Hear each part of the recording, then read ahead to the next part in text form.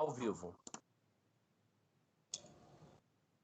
Olá a todos, muito boa noite a todos vocês que estão nesse momento acompanhando o nosso evento. Esse evento faz parte do projeto Senhores e Escravos, Narrativas de Poder em Machado de Assis. Esse projeto conta com oficinas e conta com eventos online, e ele aborda 5 cidades: Niterói, Queimados, Itaguaí, Vassouras e Barra do Piraí. E é um enorme prazer para a gente dizer que a gente está começando hoje com o nosso primeiro evento online. E, no caso, o evento de hoje é envolvendo a cidade de Queimados, no Rio de Janeiro. E a gente tem como convidado hoje o ator Leandro Santana, da cidade de Queimados. E a gente vai começar nesse momento, então, esse trabalho nesse nosso primeiro dia. Esse projeto foi selecionado pela chamada Retomada Cultural RJ, através da Lei Aldir Blanc, que tem o patrocínio do Governo Federal, do Governo do Estado do Rio de Janeiro, da Secretaria de Estado de Cultura e Economia Criativa do Rio de Janeiro. E no dia de hoje, esse evento que envolve a cidade de Queimados, a gente quer fazer um agradecimento especial ao secretário de Segurança de Queimados, André Caldas, muito obrigado, e ao artista plástico e cineasta Luiz Caio. Bom, a gente, nesse momento, então, vai começar. Muito obrigado pela presença de todos. Nós vamos ter 3 ações, uma apresentação de uma cena, um espetáculo e um debate no final com o ator Leandro Santana e comigo. Muito obrigado e vamos começar o nosso evento.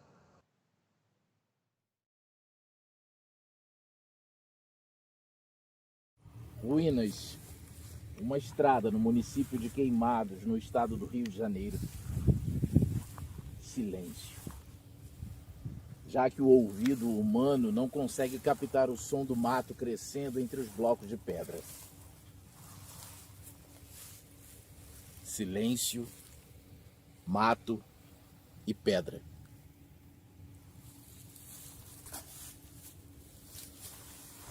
Mas não foi sempre assim. Há muitos e muitos anos,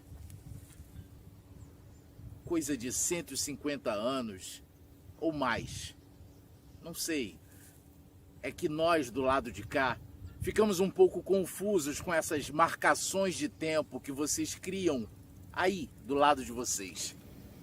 Quando eu passeava entre os vivos, como apenas mais um deles, aqui se erguia o leprosário da região.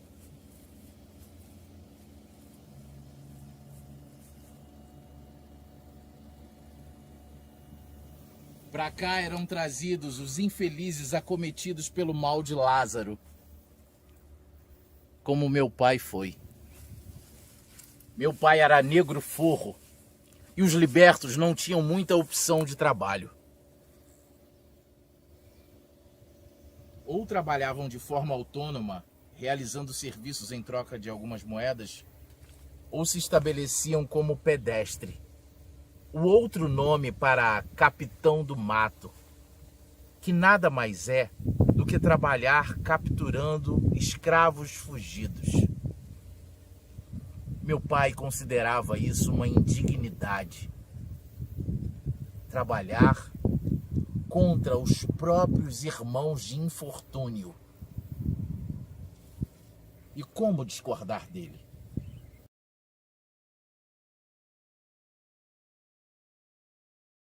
Como aprendiz numa barbearia foi uma sorte. Ele começou amolando as navalhas e fazendo espuma de sabão. Depois foi progredindo e já era barbeiro, quando as primeiras feridas apareceram.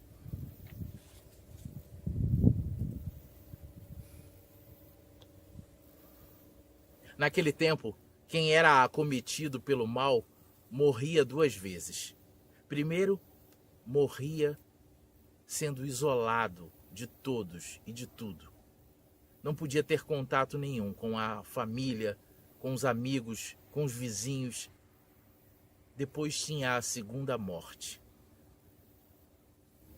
Na primeira morte do meu pai, eu tinha uns 18 anos.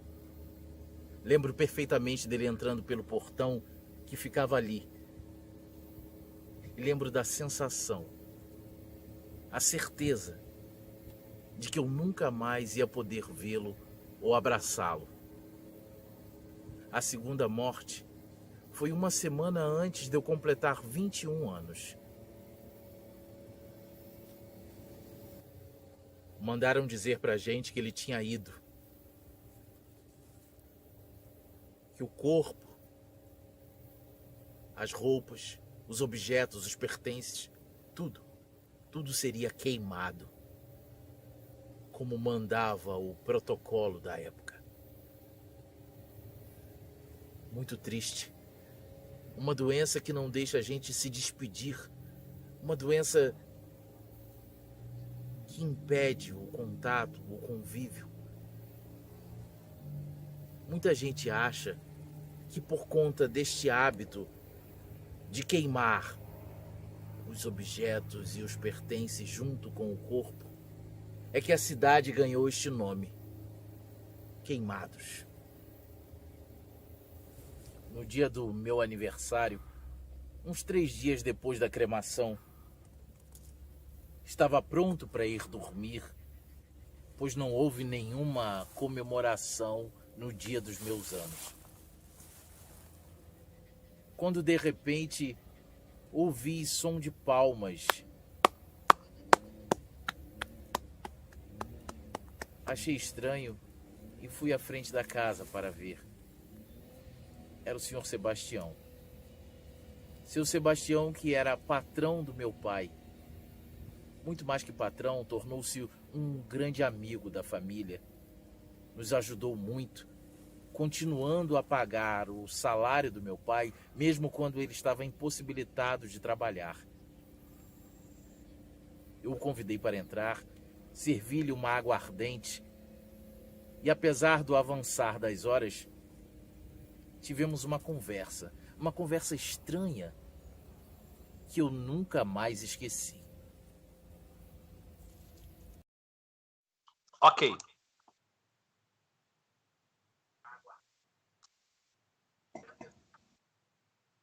Olá, rapaz.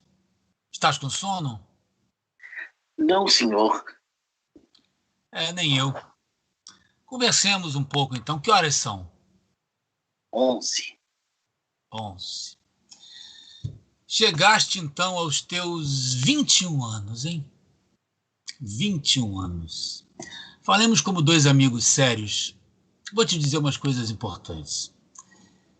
Aos 21 anos, rapaz, olha, há infinitas carreiras diante de ti. 21 anos formam apenas a primeira sílaba do nosso destino.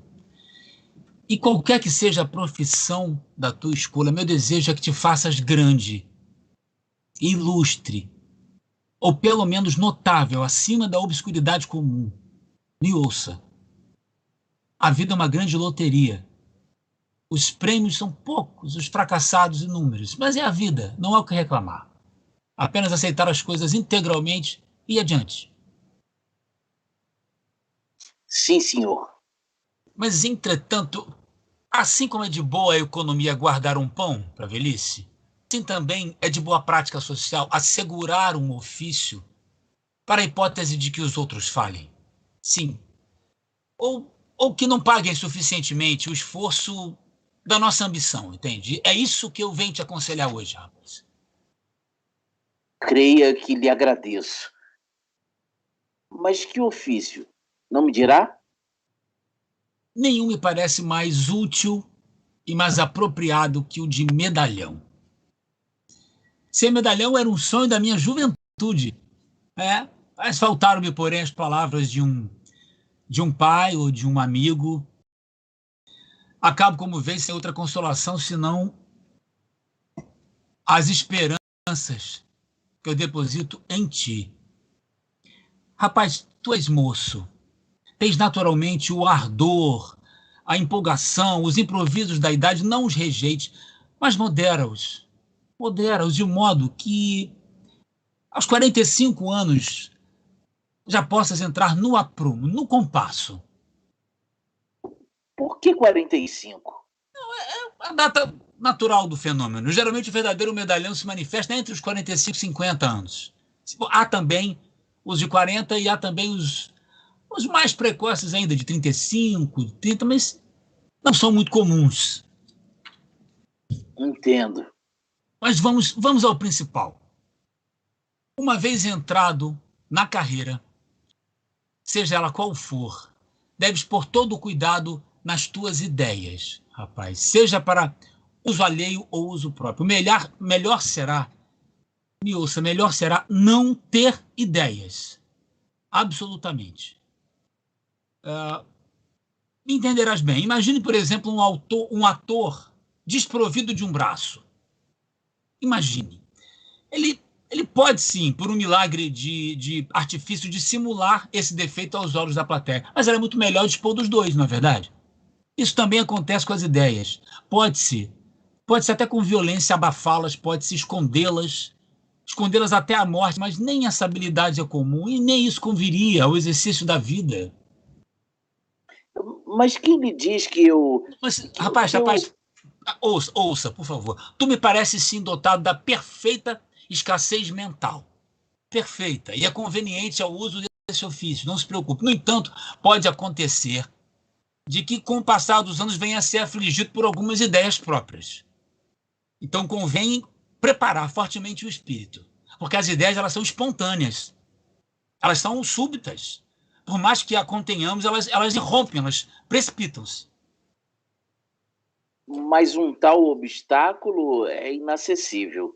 Não é, me ouça. Há um meio. O meio de detê-las é você lançar mão de um regime diário debilitante.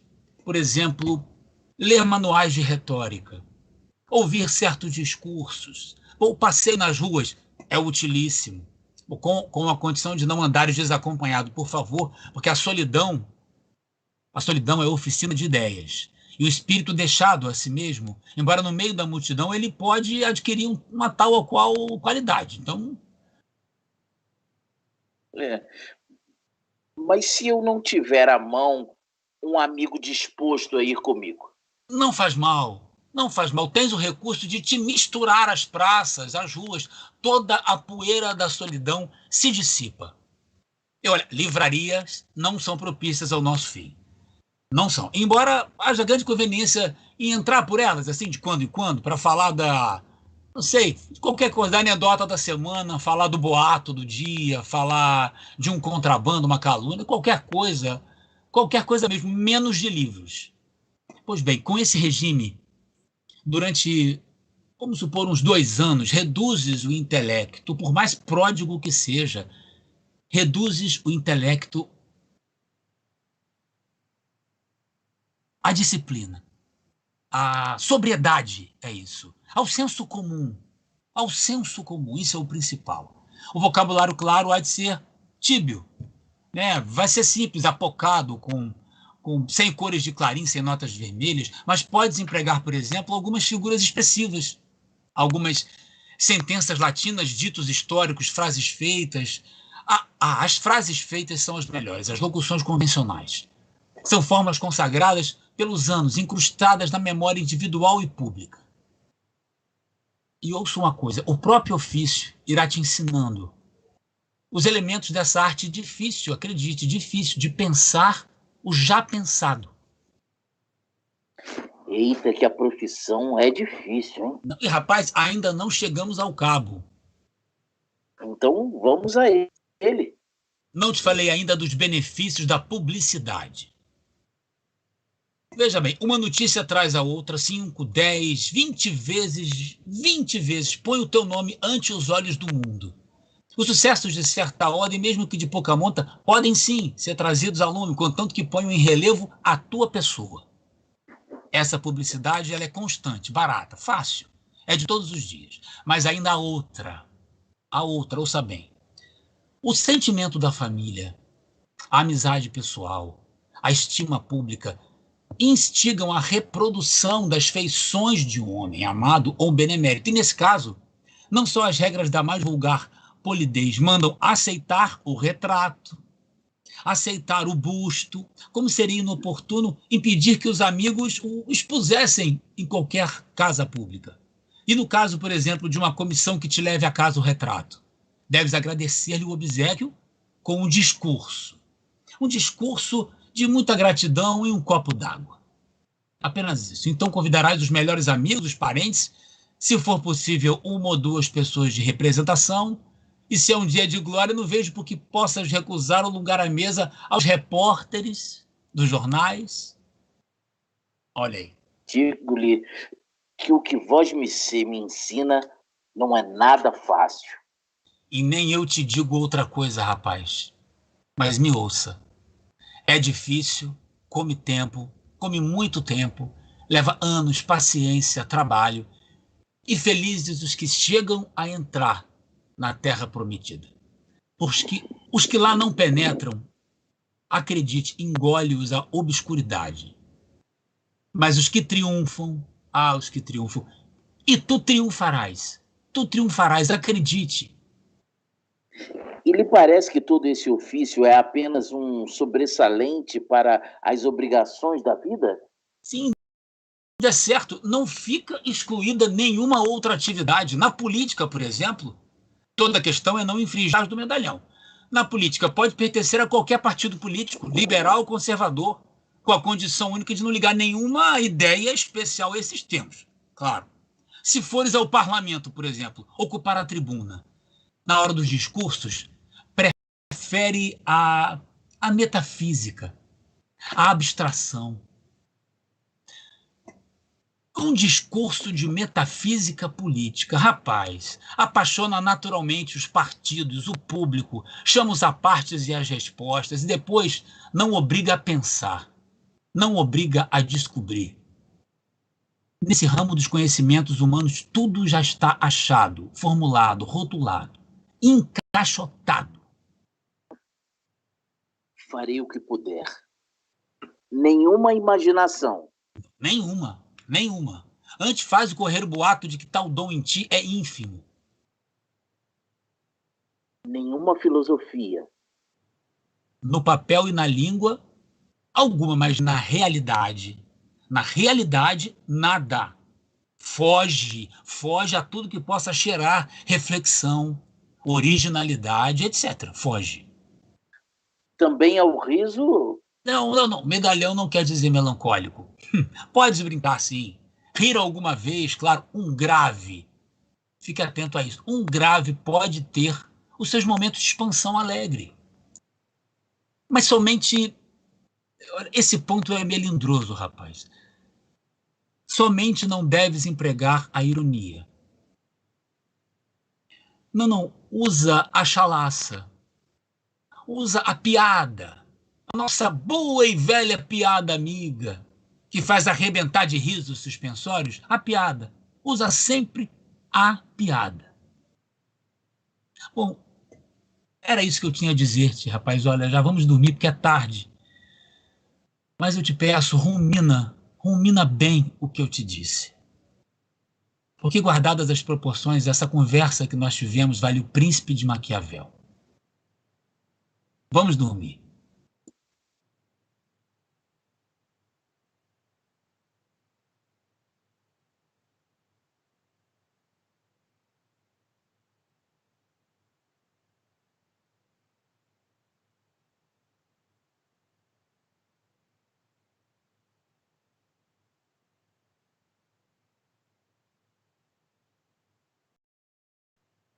As palavras do Sr. Sebastião ficaram muito tempo na minha cabeça. Não que eu achasse que valiam para mim. O filho do barbeiro. O negro filho do barbeiro. Pelo menos não naquele tempo. O efeito que aquelas palavras traziam sobre mim foi, na verdade, de abrir os meus olhos para a existência dos medalhões no mundo. Cada vez mais, me parece, vendo daqui, ocupando lugares para os quais não tem nenhum merecimento real. Bom amigo, o senhor Sebastião, que a terra lhe seja leve, já que a vida não foi assim tão pesada.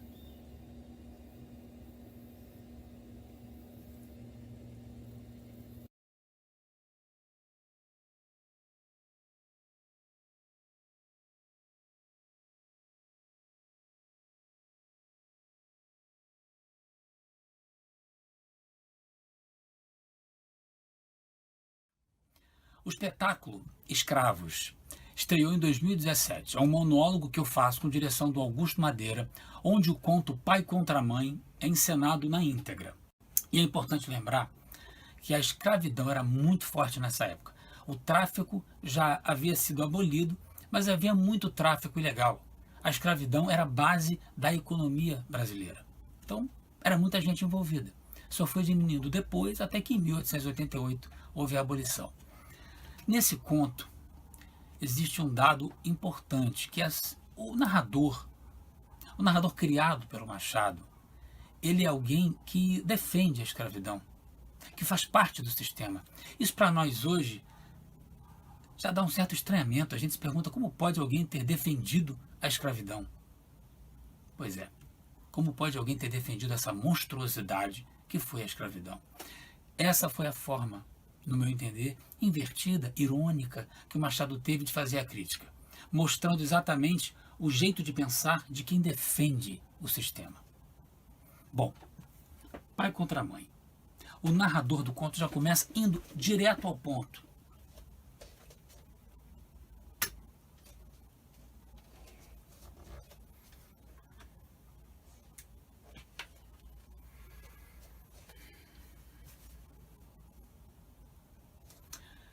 A escravidão. A escravidão levou consigo ofícios e aparelhos, como terá sucedido a outras instituições sociais. Claro, eu não cito alguns aparelhos senão por se ligarem a um certo ofício. Um deles era o ferro ao pescoço. O outro, o ferro ao pé. Olha, ferro ao pé. Havia também a máscara de folha de Flandres. A máscara fazia perder o vício da embriaguez aos escravos por lhes tapar a boca. Tinha só 3 buracos, 2 para ver, 1 para respirar, e era fechada atrás da cabeça por um cadeado.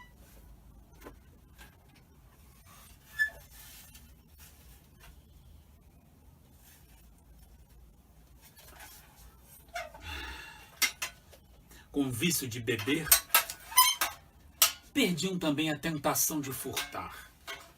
E geralmente era dos vinténs do senhor, que eles tiravam com que matar a sede. E aí ficavam 2 pecados extintos, e a sobriedade e a honestidade certas.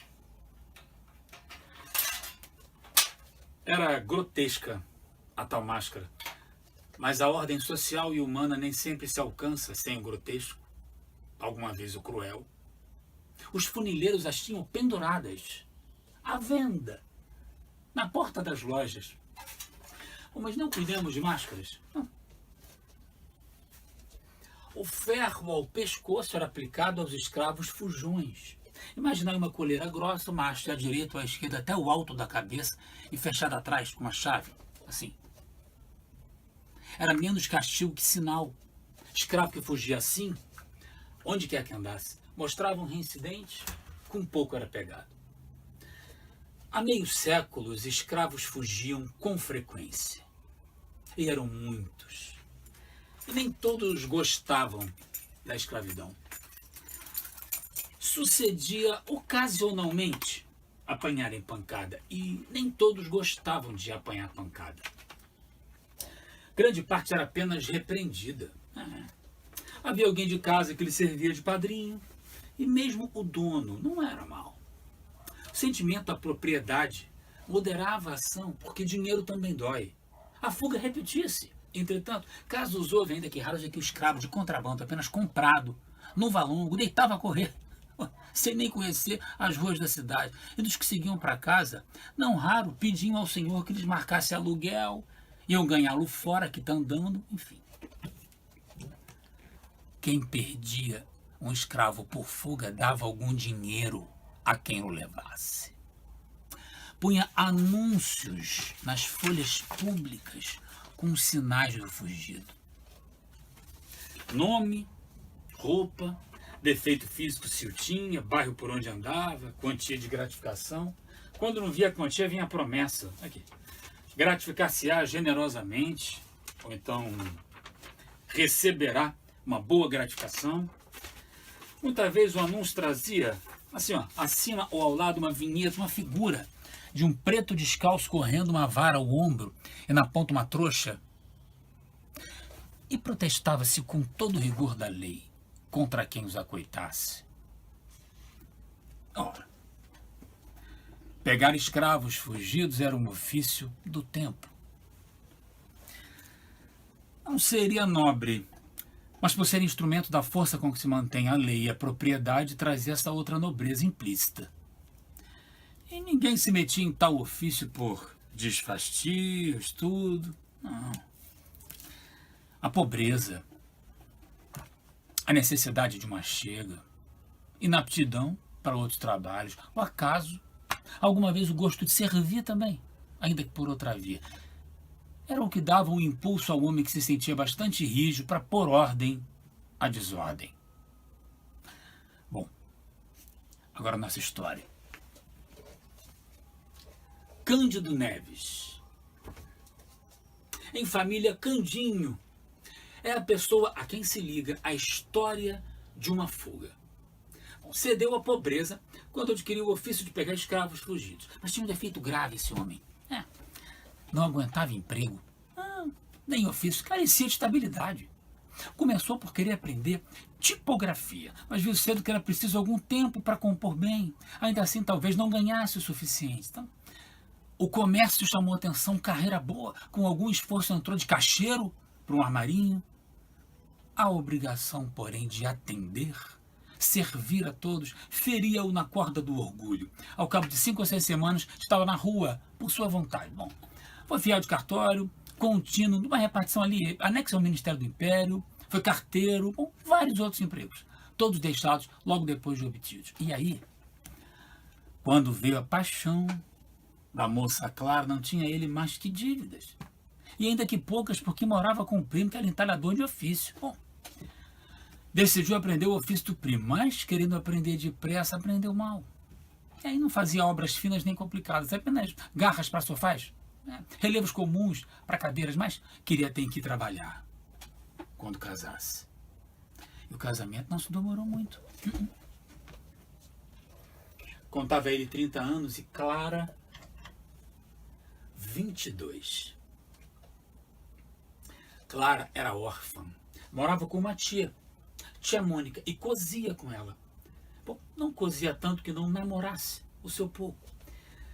Mas os namorados apenas queriam matar o tempo, passavam as tardes, olhavam muito para ela, ela para eles, mas à noite a fazia recolher para a costura. E nenhum lhe deixava saudades, nem lhe acendia desejo. E queria casar naturalmente. Era como lhe dizia a tia, um pescar de caniço para ver se o peixe pegava, mas o peixe passava de longe.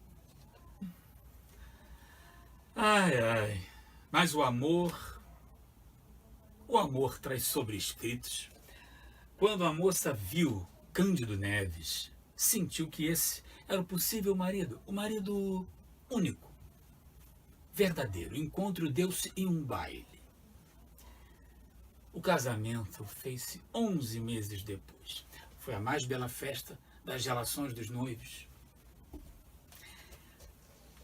As amigas de Clara, menos por amizade que por inveja, tentaram arredá-la do passo que a dar.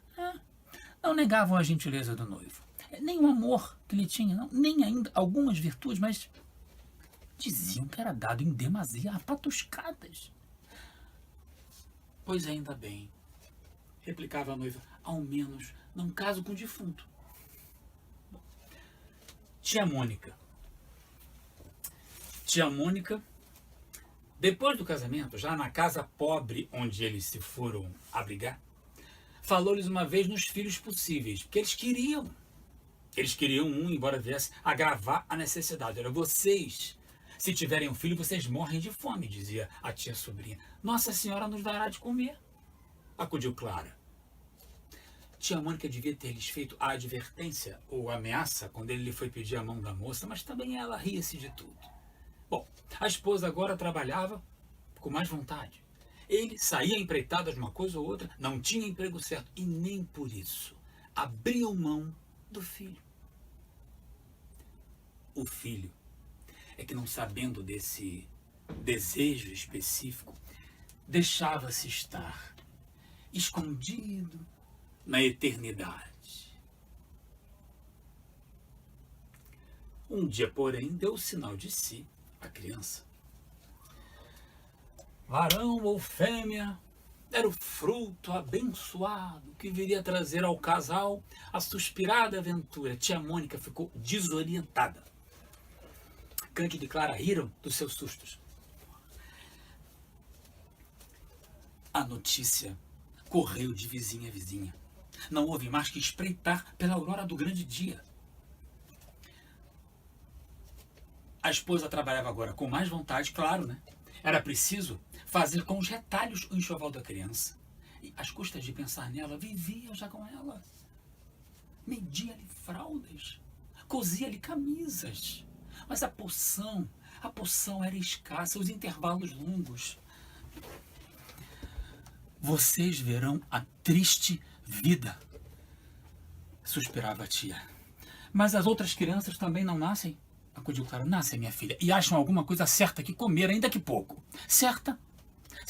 Um emprego, um ofício, uma ocupação. Em que o pai dessa infeliz criatura que aí vem gasta o tempo? Cândido Neves, quando soube daquela advertência, foi ter com a tia.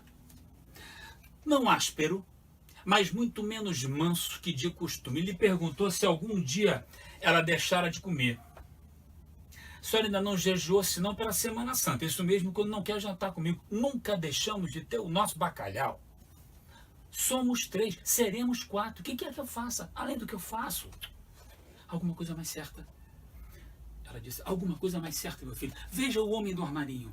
Veja o marceneiro da esquina. Veja o tipógrafo. Caso sábado, todos têm um emprego certo. Eu não digo que você seja vadio, não é isso. Mas a ocupação que escolheu é vaga. Você passa semanas sem vintém. Sim. Sim, mas lá vem uma noite que compensa tudo. Até de sobra. Deus não me abandona. E Preto Fugido sabe que comigo não brinca. Quase nenhum resiste. Muitos entregam-se logo. Candinho tinha glória nisso. Falava da esperança como se fosse capital seguro. E daí a pouco ria, fazia rir a tia e... Cândido Neves perdera já o ofício de entalhador, como abrir a mão de outros muitos melhores ou piores. Pegar escravos fugidos trouxe-lhe um encanto novo. Não o obrigava a ficar longas horas sentado. Exigia apenas força, olho vivo, paciência, coragem e um pedaço de corda. Ele lia os anúncios, copiava-os, metia-os no bolso e saía. Saía às pesquisas e tinha boa memória. Fixados os sinais e os costumes de um preto fugido, gastava pouco tempo em achá-lo, pegá-lo, amarrá-lo e levá-lo. A força era muita e a agilidade também. Mais uma vez, a uma esquina, assim, conversando de coisas remotas, via passar um escravo como os outros. Descobria logo que ia fugido. Quem era, nome, dono, endereço desse e quantia de gratificação. Ia, interrompia a conversa e ia atrás do vicioso. Não pegava logo. Espreitava um lugar azado e... de um salto, tinha nas mãos a gratificação. Nem sempre saía sem sangue. As unhas e os dentes do outro trabalhavam, mas Geralmente ele os prendia sem nenhum arranhão. Acontece que um dia os lucros entraram a escassear. Os escravos fugidos não vinham já como dantes meter-se nas mãos de Cândido Neves. Havia mãos novas e hábeis. Como o negócio crescesse, mais de um desempregado pegou em si numa corda, anotou os anúncios, deitou-se a caçada no próprio bairro. Havia mais de um competidor. Isso quer dizer que as dívidas de Cândido Neves começaram a crescer. E sem os pagamentos prontos ou quase prontos, a vida fez-se difícil e dura. Comia-se fiado, mal, comia-se tarde, o senhorio mandava pelos aluguéis. Claro, não tinha sequer tempo de remendar as roupas do marido, também a necessidade que tinha de cozer para fora. A tia Mônica ajudava a sobrinha, naturalmente, mas ele, quando ele chegava à tarde, via-se ele pela cara que não trazia vintém. Jantava e saía outra vez. Outra vez. A carta de algum fugido. E olha, já lhe sucedia ainda que raro enganar-se de pessoa. Pegar um escravo fiel que ia a serviço do seu patrão, tamanha cegueira da necessidade. Uma vez pegou um preto livre, mas recebeu uma grande soma de murros que lhe deram os parentes do homem. Tia Mônica, quando soube, Candinho, deixe-se disso, Candinho, procure outra vida, outro emprego. Pior é que não achava a mão. Negócio que aprendesse depressa. E a natureza ia andando.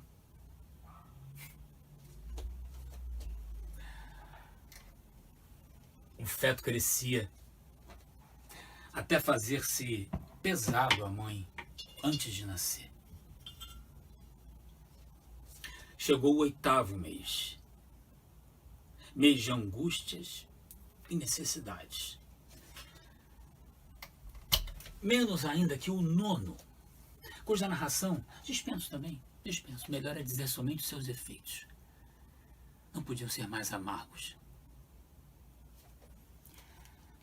Na última semana do derradeiro mês, a tia Mônica deu ao casal o conselho de levar a criança que nascesse à roda dos enjeitados.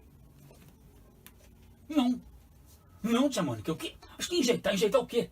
Enjeitar como? Em verdade, não podia haver palavra mais dura de ser tolerada aos jovens pais, que espreitavam a criança para guardá-la, beijá-la, vê-la rir, crescer, engordar, pular. Clara interveio. Titia não fala por mal, Candinho. Por mal? Replicou a tia. Por mal ou por bem? Digo que é o melhor que vocês podem fazer. Vocês devem tudo.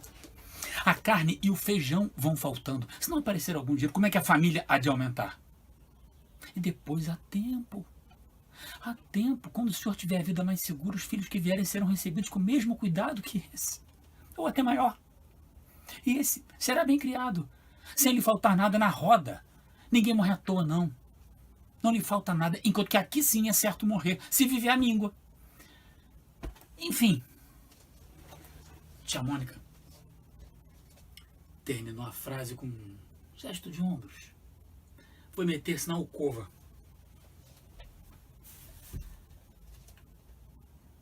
Tinha já insinuado aquela solução, mas era a primeira vez que o fazia com tal franqueza, com calor, com crueldade, se preferes. Clara estendeu a mão ao marido, mas foram interrompidos por alguém que batia a porta da rua. Quem é?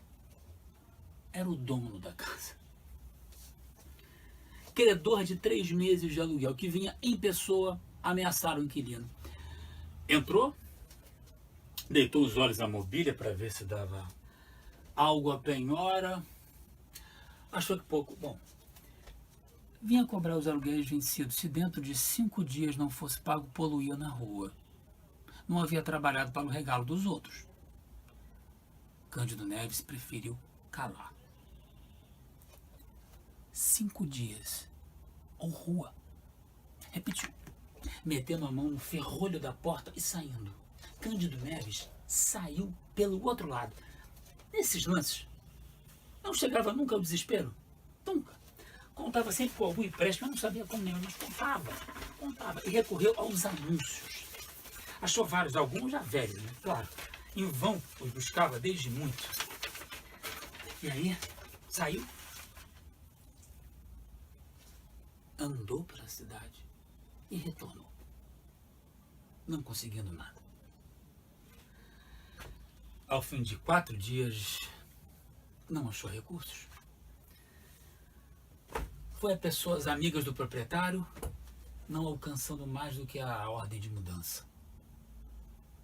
A situação era aguda. Não achavam casa. Não contavam com pessoa que lhes emprestasse alguma. Era ir para a rua.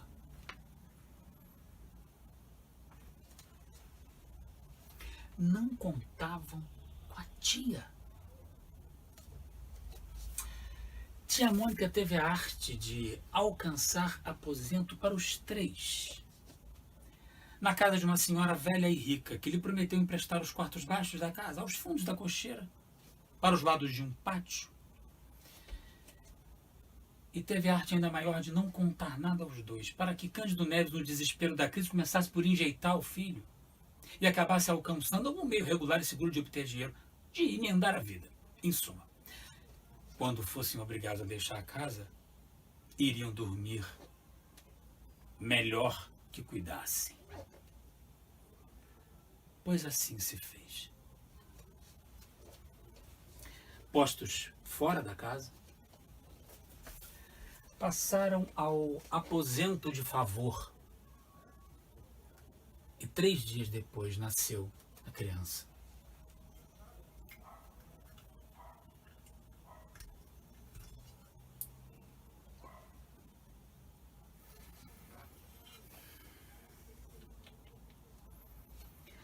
A alegria do pai foi enorme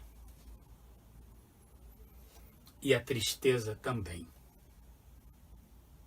Tia Mônica insistiu em levar a criança à roda. Dizia, deixe comigo que eu levo. Candinho disse que não. Não, que esperasse. Ele mesmo a levaria.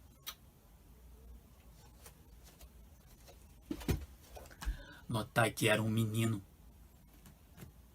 Ambos os pais desejavam justamente este sexo.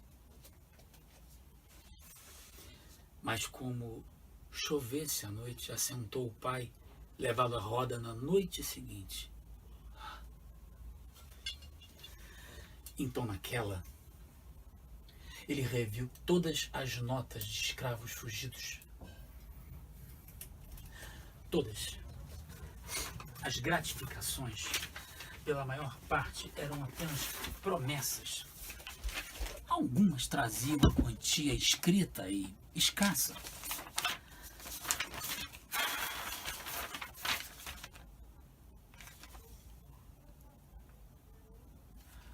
Uma, porém, subia a 100.000 réis. Tratava-se de uma mulata. Claro. Mil indicações de gesto, de vestido. Cândido Neves andara a pesquisá-la, sim. Sem melhor fortuna. Imaginou que algum amante da escrava a houvesse recolhido, enfim. Só que agora saiu de manhã a ver e a indagar pela rua e largo da Carioca, Rua do Parto, Rua da Ajuda, de acordo com o caminho que ela fazia. Não achou. Apenas um farmacêutico na Rua da Ajuda se lembrava de ter vendido qualquer droga uns 3 dias antes para a pessoa que tinha os sinais indicados. E aí ele retornou. Retornou à triste casa que lhe haviam emprestado. Tia Mônica tinha um menino já pronto para ser levado à roda. O pai mal pôde esconder a dor do espetáculo. Cogitou 1000 modos de ficar com o filho, mas nenhum prestava.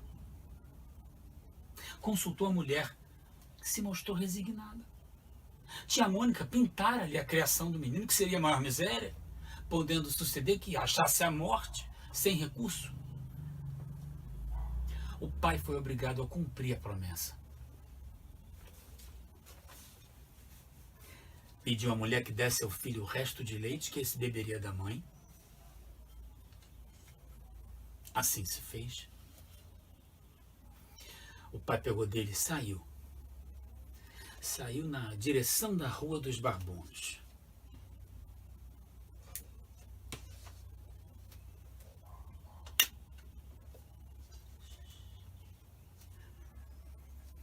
Que pensasse mais de uma vez em voltar para casa com ele é certo. Não menos certo é que o agasalhava muito, o beijava, cobria-lhe o rosto para preservá-lo do sereno. Hei de entregá-lo mais tarde que puder, murmurou ele. E ia seguindo. Quando ia dobrar à direita, na direção do Largo da Ajuda, viu do lado oposto um vulto de mulher. Era a mulata fugida. Eu não dou aqui a comoção de Cândido Neves por não poder fazer com a intensidade real. Um adjetivo basta, digamos, enorme.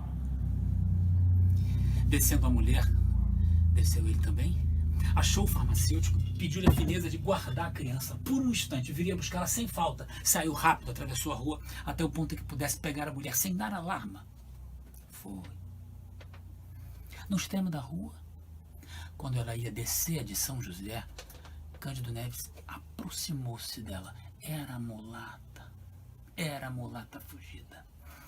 Arminda bradou conforme o anúncio. Arminda voltou-se, sem cuidar malícia. Foi só quando ele, tendo tirado um pedaço de corda da algibeira, pegou dos braços da escrava que ela quis fugir. Era já tarde. Cândido Neves, com as mãos robustas, atava-lhe os pulsos e dizia que andasse. A escrava quis gritar, mas entendeu logo que ninguém viria socorrê-la. Ao contrário, então pediu pelo amor de Deus: Senhor, pelo amor de Deus, eu estou grávida. Se Vossa Senhoria tem algum filho, eu peço pelo amor dele que me solte. Eu serei tua escrava. Sim, eu posso servi-lo pelo tempo que quiser, seu moço, me solte. Cândido Neves disse: anda, não quero demoras, anda. E ela insistia, dizia que o senhor era muito mau, que certamente a mandaria dar açoite, que no estado em que ela estava seria pior de sentir. A culpa é sua. Quem lhe manda fazer filhos e fugir depois? Não estava para muito papo. Também é certo que não costumava dizer grandes coisas. Foi seguindo com ela, foi seguindo até a rua da alfândega onde residia o senhor. E ela lutando, a luta crescia. Ela lutava a cada esquina com os pés na parede, mas chegou lá, arrastada, desesperada, arquejando, ainda ali, ajoelhou-se. Em vão. O senhor estava em casa, acudiu ao chamado e aos rumores. Aqui está a Fujona? Ele respondeu. Ela mesma, entra. A Arminda caiu no corredor. Ali mesmo o senhor da escrava abriu a carteira e tirou os 100.000 réis de gratificação. Cândido Neves guardou as 2 notas de 50.000 réis, enquanto o senhor dizia novamente à escrava que entrasse. No chão, onde jazia levada do medo e da dor, e após algum tempo de luta, a escrava abortou.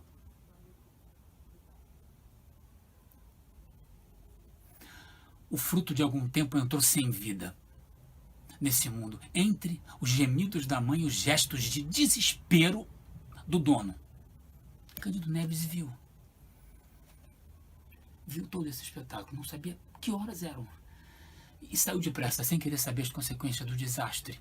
Depressa até o farmacêutico. Foi o farmacêutico que pegou a criança.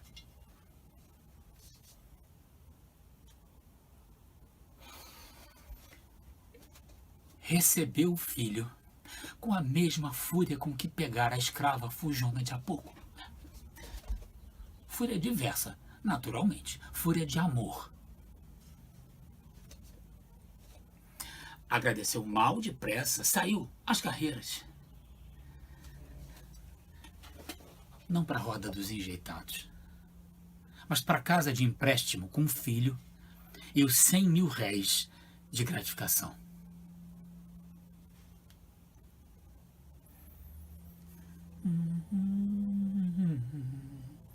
Quando chegou em casa, tia Mônica disse algumas palavras duras em relação à escrava por causa do aborto, além da fuga.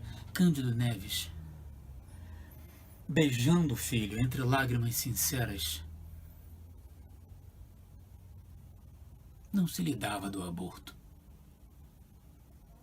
Abençoava a fuga. Nem todas as crianças vingam. Bateu-lhe o coração.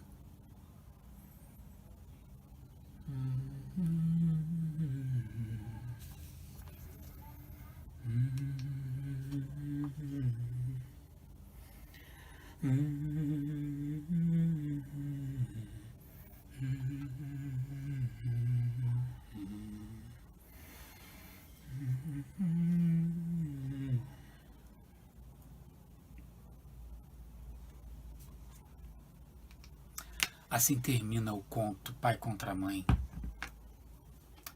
de Machado de Assis, com essa frase: nem todas as crianças vingam, bateu-lhe o coração.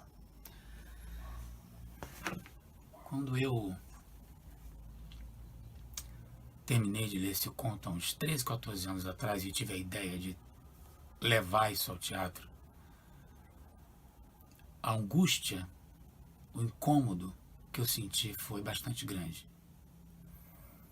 Eu esperei mais de 10 anos até conseguir realizar o projeto, estrear a peça. Esperaria o tempo que fosse para conseguir isso. E por quê? Bom, a escravidão em si já seria motivo para muitas peças, muitas reflexões, porque há muito ainda a se compreender sobre a influência nefasta que a escravidão tem na nossa formação como sociedade, claro. Mas muita gente tem escrito sobre a escravidão e com muita propriedade. O meu incômodo talvez tenha sido por um aspecto específico.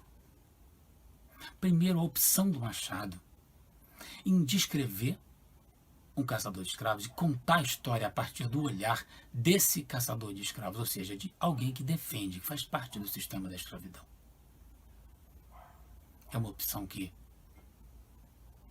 dá muito material para a gente pensar. E, além disso, um dado ainda mais específico. Esse caçador de escravos que foi descrito, ele na verdade está inserido num universo maior, que é o universo de todas as pessoas livres da época. Então essa forma de pensar do caçador de escravos é, de certa forma, a forma de pensar de todas as pessoas livres da época.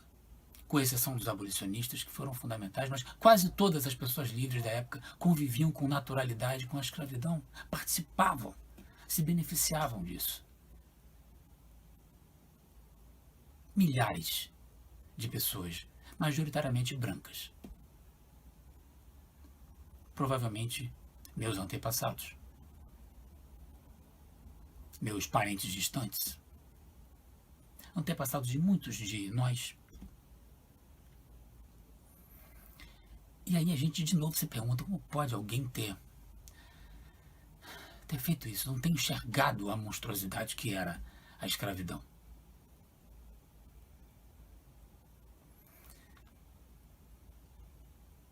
É inacreditável, mas muita gente teria muitos argumentos para achar que não é pertinente essa discussão. Eu acho que é pertinente. Porque tem uma coisa que é além do fato de que a escravidão sempre teria existido até então em todas as partes do mundo, que está além da ideia de que seria anacrônico pensar em direitos humanos no século XIX. Sim, seria. Mas tem uma coisa que está além disso, que é um traço nosso como ser humano, que é viver em conformidade com as ideias vigentes, agir em conformidade com o poder, para se sentir protegido, seguro, colher os benefícios e seguir adiante, sem muita necessidade de ter ideias próprias. Isso existia na época e existe em todos os tempos. A escravidão era institucionalizada. Então, naquela época, com a escravidão sendo a base da economia e com a igreja apoiando a escravidão, realmente, todas as pessoas, ou quase todas as pessoas livres, acabavam tendo essa visão, acabavam agindo inacreditavelmente em conformidade com o poder, com essas ideias. Mas a escravidão acabou logo em seguida. E continuaram havendo atitudes em vários lugares do mundo, exemplos claros de falta de um mínimo de dignidade humana no trato com o outro. Muitos são os exemplos. Então a pergunta não é como pode, há 170 anos atrás, as pessoas não terem enxergado a monstruosidade que foi a escravidão, não. A pergunta é como pode a gente ainda hoje não perceber que não enxerga muita gente em condições de falta de absoluta dignidade humana, de um mínimo de dignidade humana, à nossa volta. Ainda hoje. A omissão que existia, ainda hoje. A conivência que existia, ainda hoje. A participação, ainda hoje. A cegueira também, a manipulação, a cegueira em não enxergar, a ignorância, ainda hoje. E eu penso que existe uma qualidade na nossa humanidade que é importante de ser lembrada quando a gente fala disso, que é a empatia. O mínimo de capacidade de se colocar no lugar do outro. Talvez a empatia fosse uma forma da gente evitar aberrações como a escravidão. Porque a empatia talvez seja capaz de nos fazer enxergar além dessa conformidade com o poder e com o status social. Além da visão religiosa, além da visão política, porque a empatia ela é da nossa humanidade, ela é anterior a tudo isso. E é pensando na empatia, nessa possibilidade e nessas reflexões que eu acho pertinente lembrar dessa história, escrita pelo Machado há tantos anos atrás.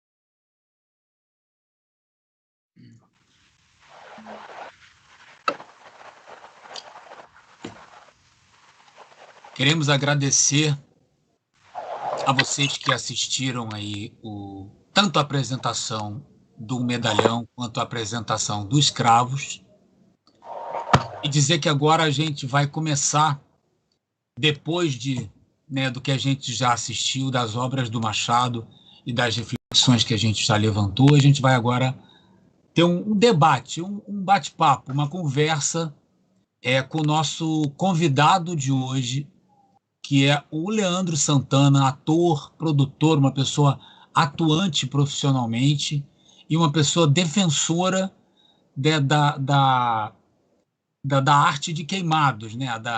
Do posicionamento e da atuação da arte de periferia. O Leandro tem um histórico nisso, além de ser um grande ator.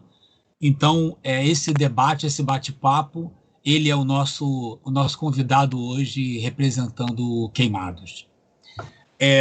Só antes de começar, falar um pouco que esse projeto ele se chama Senhores e Escravos, exatamente partindo das duas obras que a gente abordou. A primeira é uma adaptação da obra Teoria do Medalhão do Machado e depois o Escravos, que é uma adaptação da obra Pai contra Mãe.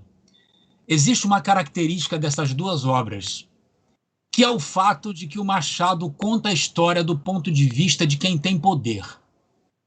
Seja um pai que, no caso do Medalhão, é supostamente um pai conversando com o filho, dando dicas para o filho cada vez se aproximar mais do poder, seja um caçador de escravos e um narrador que apresenta esse caçador de escravos como alguém muito natural naquele meio de escravidão. Então, o Machado constrói de forma brilhante duas narrativas de poder, duas narrativas do ponto de vista do poder. E por isso a ideia da gente fazer esse trabalho e chamá-lo de senhores e escravos, que é o ponto de vista de quem tem poder, e agora a gente conversar um pouco sobre o que a gente sempre ouve, que a história é contada do ponto de vista de quem tem poder, é contada do ponto de vista dos vencedores. A opção por a gente trabalhar com esses contos é porque, no meu entender, no entender da equipe, essa foi a forma que o Machado encontrou de desnudar a forma de pensar de quem está no poder. Ele poderia ter optado por mostrar a escravidão, ou por falar ou discorrer sobre a escravidão, ou sobre qualquer relação de poder na época. E ele não opta por isso nessas duas obras. Ele opta por mostrar para o leitor como é que as ideias se desenvolvem na cabeça de quem comanda a nação, né? De quem comanda as atividades. Então, agora a gente indo para o debate, qual é a nossa ideia? Em cada cidade, todas as cidades abordadas pelo projeto, hoje Queimados, depois Itaguaí, Barra do Piraí, Vassouras e Niterói, que é a cidade onde é a empresa proponente, né, onde eu moro, onde é a cidade natural da produtora. Como em cada uma dessas cidades existe isso, o discurso de quem está na periferia tentando achar o seu lugar. O discurso ou a luta de quem está claramente identificando que não está no círculo de poder no ponto de vista de expressão artística, que não está no local onde o status quo reverbera. E essa é a proposta desse debate, falar sobre representatividade e sobre periferia no nosso mundo, no mundo das artes, porque esses assuntos eles são muito complexos, né? Então a gente vai tratar aqui do nosso universo, que é o universo artístico. Então, de que forma nós que somos profissionais de teatro, nós que somos profissionais da arte, de que forma a gente sente, do ponto de vista das cidades periféricas e do ponto de vista também pessoal de cada profissional, como a gente sente essa questão do discurso e da postura de quem é a metrópole, de quem é o poder, e do discurso e a postura de quem está à margem, de quem está lutando para ter um espaço sempre, sempre. Então, quero agradecer a presença de todos e só reforçar que essa é a espinha dorsal do projeto, suscitar essas discussões. E eu queria agora agradecer mais uma vez a presença aí do Leandro, né, que vou passar agora a palavra para ele, e mais uma vez dizer que em Queimados a gente teve o apoio do secretário de Segurança André Caldas e do artista plástico e cineasta Luiz Caio, que foram fundamentais para a nossa filmagem aí. Então, vamos lá, agora com vocês, Leandro Santana, grande ator, grande amigo, grande figura atuante no meio cultural do Rio de Janeiro. Obrigado, Malfatti, pelo convite. Fiquei muito feliz com o teu convite. Foi super bacana. A gente que já se conhece, já tem uma amizade, uma relação super interessante há muitos anos, né? Fizemos já alguns trabalhos juntos. Então, é sempre bom a gente estar se juntando novamente para fazer isso que a gente gosta tanto. Nesse momento pandêmico, é muito bacana a gente criar juntos novas possibilidades de troca para a gente continuar fazendo o que nos move. E gostei muito do convite, porque essa discussão ela é muito cara para todos nós, é muito imprescindível para a sociedade brasileira, e para mim é muito, muito, muito importante. Eu fico vendo assim tudo que foi falado, né? Tudo que você disse, a própria reflexão do texto, e não tem como não pensar nas leis que foram criadas, né? Antes da abolição e depois da abolição, que reforçaram tantas estruturas estruturas que já estavam colocadas, né? Quando você fez a fala ali no final do texto, ainda com o personagem, você terminou o texto e aí começou um diálogo interessante e eu fiquei pensando naquele momento ali que você estava falando, primeiro na música do Caetano, né? A escravidão permanecerá por muito tempo como a característica nacional do Brasil.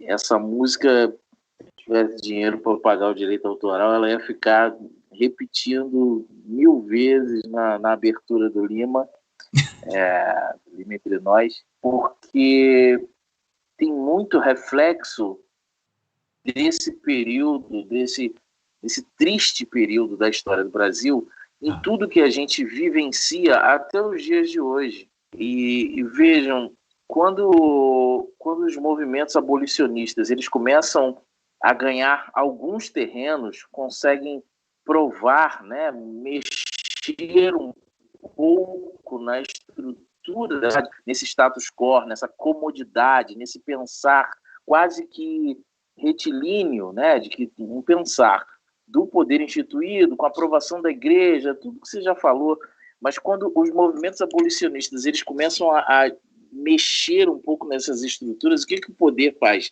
Cria uma série de leis para que mesmo se eles perdessem os escravos, a estrutura continuasse firme ali na mão de quem tem o poder, quem é branco, quem está acima dos outros e tudo mais. A gente vai ter uma série de leis aí, a lei da vadiagem, né? A lei da vadiagem é depois da abolição. Você liberta, entre aspas, os negros, bota todo mundo na rua, e aí aquele mar de gente na rua, você cria uma lei chamada Lei da Vadiagem, que é para reprimir e coibir o excesso de gente vadiando na rua. Como se aquelas pessoas estivessem vadiando na rua porque elas quisessem, elas tiveram desejo, estavam lá na África, né? Vamos ali dar uma vadiada no Brasil. Parece que foi isso, né? Porque para criar uma lei da vadiagem, depois de libertar os escravos, não ter dado emprego, condições básicas de vida, habitação, criar uma lei da vadiagem é quase inacreditável que o Estado pensou desse jeito, né? Antes da abolição, a gente vai ter a lei de educação que impedia, que proibia, 1837, a lei da educação proibia o negro de estudar, ele não podia estar na escola. Então, assim, foram várias e várias e várias leis que a gente não discute sobre elas, a gente não conversa sobre elas, elas não entram nas informações básicas que a gente pega e absorve na escola sobre esse conteúdo. A gente vai estudar a abolição, os negros, escravos, né? Não eram escravizados, eram os escravos, e aí eles estavam ali, não sei o que, aí veio a Isabel e foi e assinou e tal. Não se fala da lei de terras. 1850, você cria a lei de terras, porque você começa a perceber que o movimento abolicionista já está pensando nisso. Quando esses caras saírem, eles têm que ter direito à habitação, eles precisam ter direito à habitação. Então vamos discutir aqui uma reforma agrária que permita com que esses caras tenham uma indenização mínima de terra.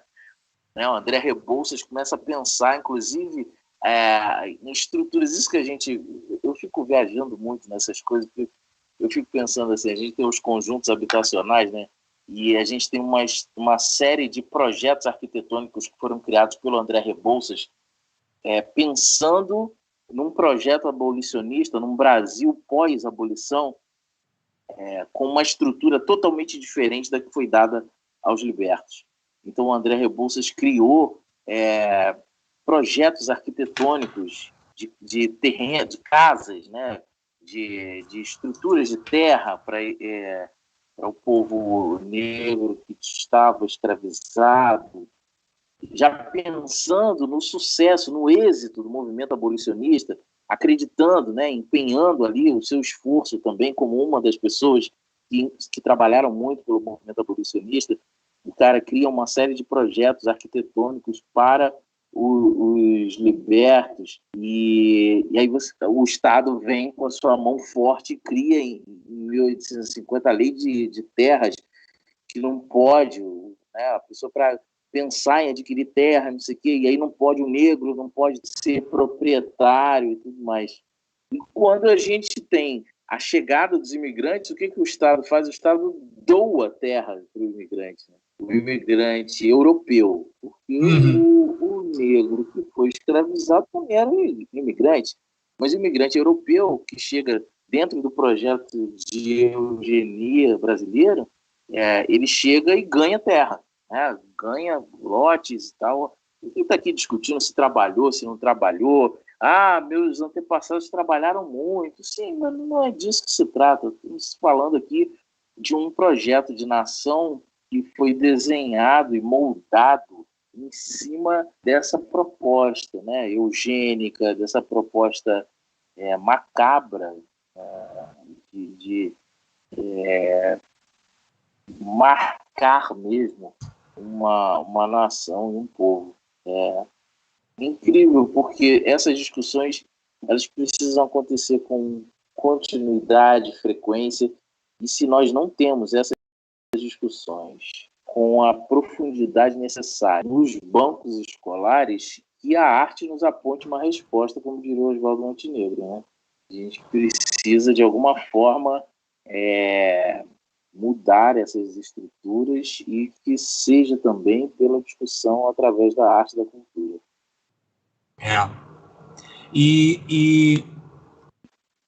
E era impressionante, assim, pelo que eu pude estudar, por exemplo, em meados do século XIX, a quantidade de negros que havia no Rio de Janeiro era enorme, era maior do que em Salvador. Cidade preta. E aí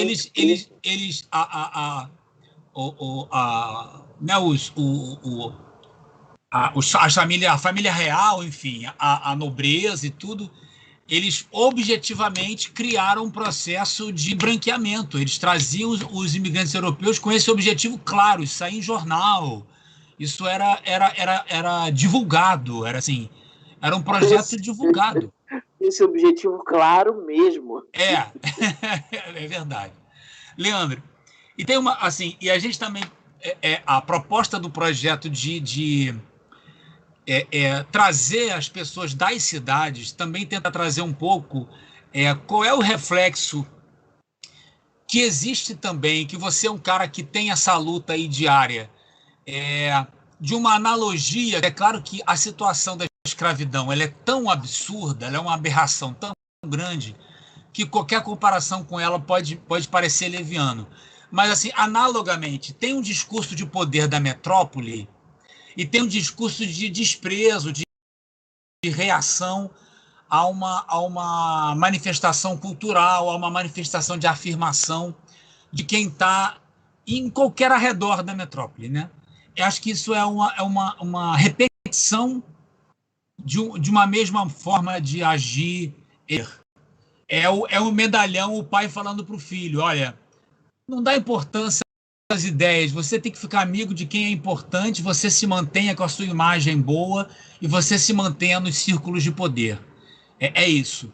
Então, se você, como artista que defende a Cidade de Queimados, que defende a Baixada, que defende... você vê também, nesses últimos anos, os encaminhamentos dessas discussões, porque são dois temas que andam, que não são o mesmo tema, mas são temas que andam juntos, né? Acho que está havendo muita discussão a respeito de feitos de livros publicados sobre a escravidão, sobre o racismo estrutural. Quer dizer, é uma área de pensamento mesmo muito forte de uns tempos para cá. E, ao mesmo tempo, também é uma discussão muito forte a questão da afirmação da periferia, da afirmação não como uma coisa, como simplesmente uma manifestação diferente, que tem que ser respeitada e pode ter exatamente a mesma qualidade artística, humana, profissional, técnica, científica, né? Eu queria que você falasse um pouco dos últimos anos da sua experiência acho que ligada, né, mais diretamente até à cidade de Queimados. Como é que você vê a evolução dessa questão, Leandro? Olha, eu acho que a gente caminha a passos lentos, mas a gente começa a fazer, não de 5, 10 anos para cá. Tem uma estrada aí, tem uma história de muita gente, e de muita gente, inclusive, que veio antes de mim e começou a fazer muitas coisas antes de mim. E estou aqui, na verdade, de mais um, né? Sendo movida por essas questões e exercendo meu lugar de fala, porque estar em Queimados, morar em Queimados, ser de Queimados, fazer arte, fazer cultura, não é a mesma coisa do que morar no centro, morar na Zona Sul, e tentar viver de arte e de cultura. A gente, de uma certa forma, todos nós que moramos nos bairros periféricos da cidade do Rio de Janeiro ou nas cidades periféricas do estado do Rio de Janeiro ou no interior do Rio de Janeiro, nós não temos o mesmo tipo de acesso às escolas de formação, aos processos seletivos, às oportunidades de trabalho.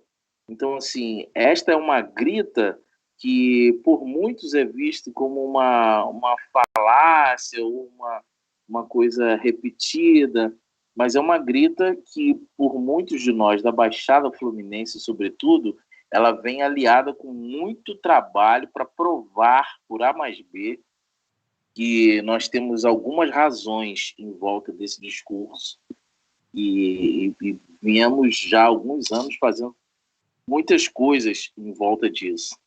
A Rede Baixada em Cena, que é um coletivo de grupos que trabalham juntos para superar N problemas que são muito comuns a todos os coletivos da região, a todos os coletivos da Baixada. É um exemplo muito forte disso. Nós começamos a fazer uma série de mostras aqui na Baixada. O Lino Roca criou a Rede Baixada em Cena. E a gente começou em 2008 fazendo mostras em Caxias, em Nova Iguaçu, em Queimados. E depois nós começamos a entender que era importante apresentar o resultado dos nossos trabalhos, dos processos de criação, dos processos de estudo e pesquisa dos nossos grupos de 10, 15, 20 anos juntos, também no centro e na Zona Sul Carioca. Eu consegui uma primeira fagulha disso na Laura Alvim, em 2009 ou 2010, se não me engano, com uma montagem de eu recebi um dinheiro do Estado, de um edital, para montar uma versão do Inspetor Geral para as ruas. Então eu resolvi fazer, além dos atores da Queimados em Cena, resolvi fazer um teste de elenco em cada cidade da Baixada e fui em cada um dos municípios, usando como ponto base de apoio as sedes dos grupos de teatro, e lá fizemos um teste em cada cidade, em cada uma das 13 cidades da Baixada, selecionamos um ator de cada cidade e fizemos o elenco com atores da Queimados em Cena e atores de várias cidades da Baixada. Era uma montagem de rua bem bacana que a gente fez no Inspetor. No final, a gente agradecia ao público e apresentava os atores de Caxias, fulano de tal, de Nilópolis, Beltrano. Então, a gente ia apresentando o elenco, falando das cidades. Estas foram algumas das ações e muitas outras que foram acontecendo. A gente fez mostras na Biblioteca Parque, fizemos mostras no Glaucio Gil, no Castelinho do Flamengo, sempre no intuito de criar uma discussão, porque nunca foram só as mostras dos espetáculos, né? Foram as mostras, debates, vez por outra também apresentações de outros artistas que não de teatro. Então, assim, sempre teve uma discussão em volta desse conceito de centro-periferia. O que se faz aqui é menos relevante do que é feito lá. O que se faz na periferia tem menos qualidade do que é feito ali ou acolá. E, em paralelo a isso, sempre também tentamos buscar um registro histórico desses feitos. Porque eu sempre questionei, por exemplo, na Funarte, o fato de todo o acervo da Funarte, de SEDOC, ser dos grupos artísticos, dos coletivos artísticos, das capitais, dos centros, dos grandes grupos. Cadê o registro dos grupos que estão há 20 anos atuando na Baixada, no interior? Cadê o registro disso? Procurei várias vezes a Secretaria de Estado, o próprio Ministério, para a gente tentar fazer algum tipo de registro histórico de personalidades que criaram, que fizeram e fazem o teatro na região, como, por exemplo, o falecido Celso Mociaro, que nos deixou há pouquíssimo tempo e que foi uma coluna de esteio da realização de teatro, de artes cênicas na região da Baixada Fluminense. O Celso dirigiu o Teatro Arcádia, em Nova Iguaçu, durante anos, e era o único lugar da região onde não só se tinha as oficinas de teatro, como se tinham inúmeros espetáculos em cartaz, sem que a capital tivesse o menor conhecimento disso. Então, assim, estavam em cartaz aqui espetáculos infantis, adultos,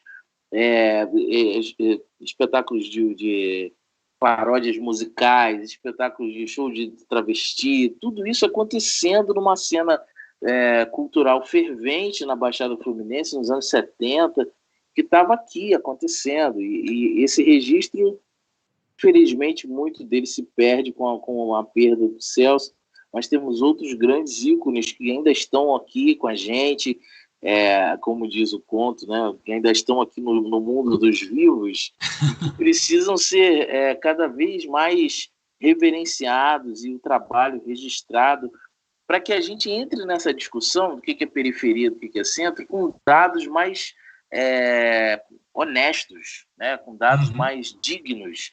Não dá para a gente ficar o tempo inteiro batendo no peito e dizendo assim, nós somos a classe artística do Rio de Janeiro, sem entender que tem uma outra galera, que tem uma outra fatia, que tem um outro espaço, que tem um outro pensamento, que tem um outro colorido, que está pulsante, que está acontecendo, que existe, que está em muitos lugares, que está fazendo uma série de coisas.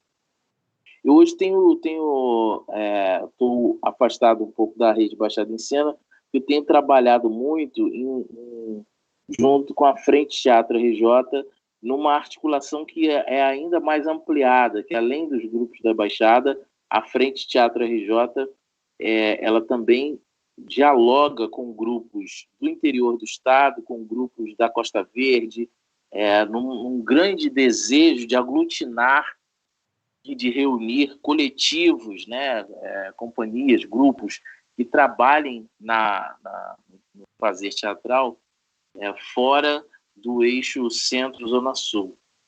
Então, essa discussão ela é muito cara para mim. Esse é um ano que eu não pretendo realizar muitas coisas na área de teatro, assim, como ator, né, como produtor, porque eu vou me dedicar um pouco mais à gestão desse espaço que eu assumi agora em finalzinho de janeiro, que é o Museu da História da Cultura Afro-Brasileira, que tem muito a ver com tudo isso que a gente conversou hoje. É um espaço que é totalmente dedicado à discussão, ao diálogo sobre todas essas questões que a gente conversou aqui. O nosso grande desejo é fazer, por exemplo, de lá um lugar onde a gente crie discussões constantes como esta.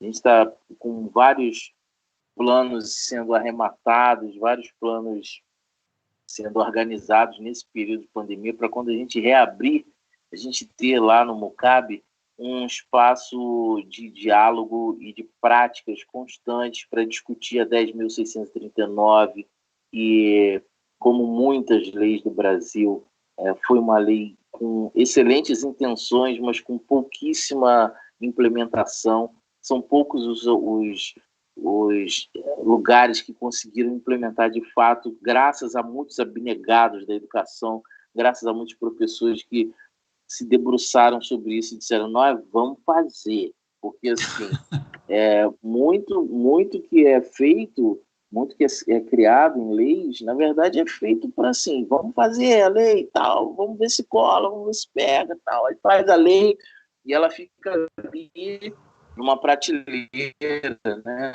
Às vezes pegando um pouco de poeira, mas se não são alguns teimosos, né? Às vezes as coisas não acontecem, que dão sangue mesmo para 10.639 sair do papel, mas infelizmente ela podia ter uma magnitude de histórico, já de realizações e implementações muito maior nesse país tão preto, nesse país com um histórico quantitativo, com um percentual tão grande. Eu hoje mesmo estava falando com a minha companheira sobre uma série que está passando aí na TV. Eu falei assim, gente, mas como pode em 2021, a série foi criada em 2019, ok, em 2021 você ter esse quantitativo de atores pretos nessa série? Como é que pode isso? Você tem 2 pessoas para uma série de, sei lá, 30 personagens, e aí os 2 personagens, eles são praticamente figurantes da trama, né? Como é que uma coisa tem a ver com a outra? Tem alguma coisa a ver com a outra? Tem alguma relação? Tem, não tem? Como é que é É isso? exatamente isso que eu ia te perguntar. É só a gente finalizando com essa questão da representatividade, exatamente isso que eu queria entrar. E assim, e aí sua pessoal como um ator negro de Queimados, de uma pessoa que tem que enfim, tem trabalhado muito em muitas áreas, né? Teatro, cinema, TV, tem feito muita coisa. E como você sente que essa questão da representatividade vamos supor, vamos botar aí 20 anos para cá, de 2000 para cá, você agora, quando diz isso, assim, você acha que as pessoas agora elas começam a ter essa percepção quando batem o olho numa série ou quando percebem que no elenco tem as mesmas figuras de sempre e provavelmente não tem ninguém de representatividade, tanto de periferia como você está falando, como de cor de pele mesmo. É, é, Como é que você percebe a evolução de 20 anos para cá disso? Assim? Porque a discussão ela vem aumentando, mas na prática, você A quando é chamado para um discussão teste, assim, sabe? Você quando é chamado para um trabalho.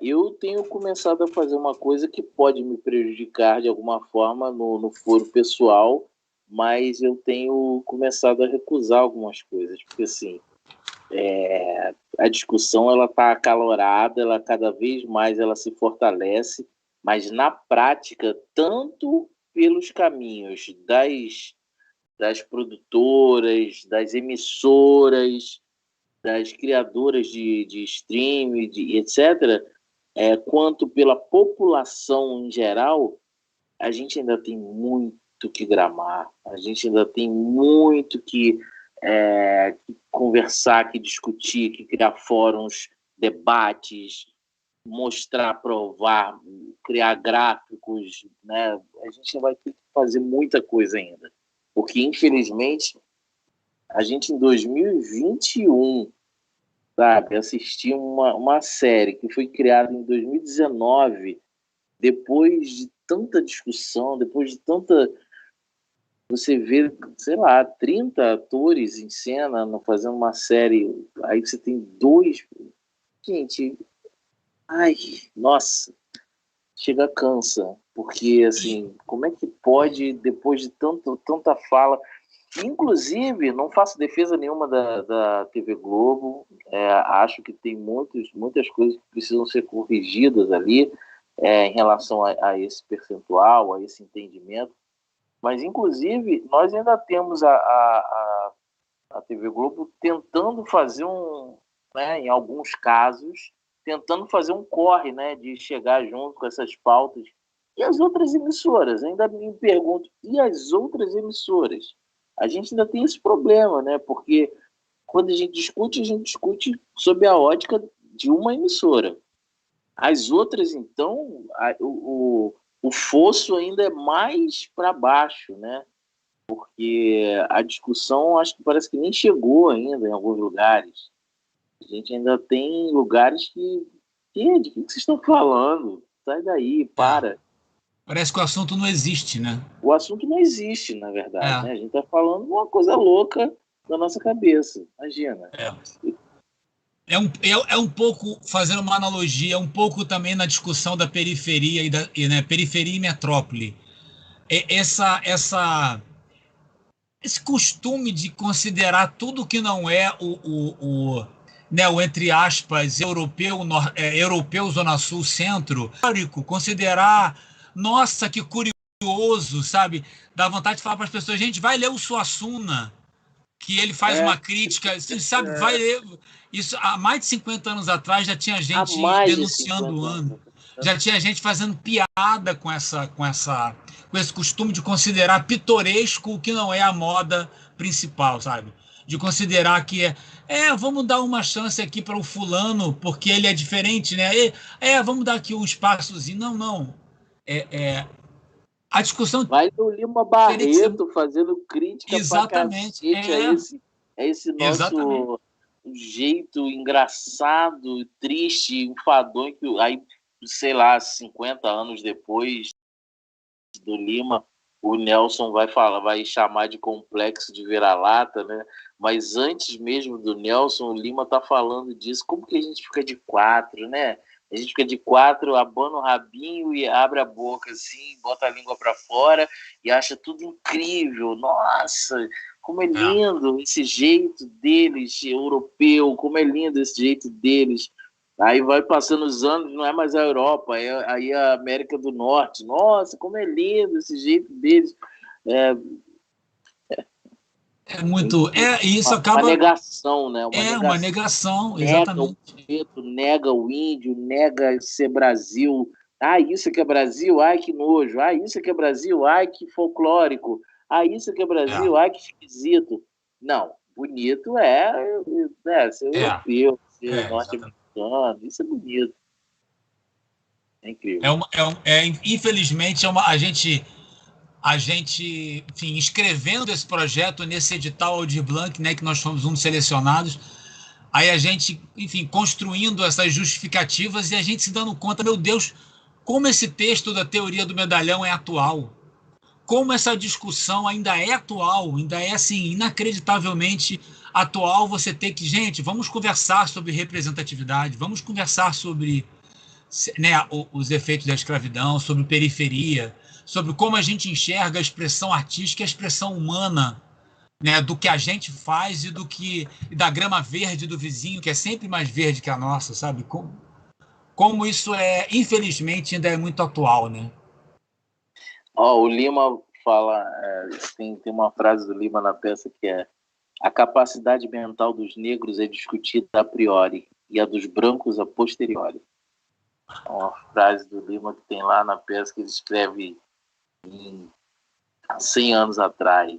Isso que eu falei para você ver, a atualidade do Lima Barreto também é incrível, né? A gente tem uma crônica do Lima que é sobre o feminicídio, que é de 1915. Olha só. Então, assim, é de lascar. É lento, né? O processo é lento. O processo é bem lento. Gente, eu acho que assim, bom, a gente está aqui se adiantando na hora. A gente teria papo aqui para muita coisa, porque esses temas eles são muito abrangentes e muito profundos. Então, finalizando aqui, queria mais uma vez agradecer muito ao Leandro por ter feito parte. Esse vídeo vai ficar no YouTube, então a gente vai divulgar para o pessoal de Queimados assistir, da Baixada, das cidades envolvidas.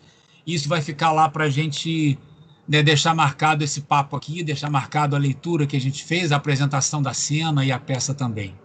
Então, trazer essas discussões que infelizmente ainda são muito atuais, trazer isso à tona de novo, e por meio da nossa arte, né? Fazendo cenas, trazendo o autor Machado de Assis, trazendo a nossa experiência como artista, para contribuir um pouco para essa evolução aí que a gente sabe que é tão lenta e que depende tanto de cada um fazer um pouquinho. Então a gente está tentando fazer a nossa parte aqui um pouco.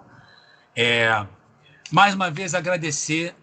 O projeto foi contemplado pela chamada Retomada Cultural, através da Lei Aldir Blanc. tem patrocínio do Governo Federal, do Governo do Estado do Rio de Janeiro, da Secretaria de Estado de Cultura e Economia Criativa do Rio de Janeiro. Mais uma vez, muito obrigado. Leandro, quer dizer mais algumas palavras? Vamos finalizando, então. Agradecer também ao Alexandre Monsores. Alexandre Monsores é um parceiro, um querido, músico, baterista aqui da cidade de Queimados.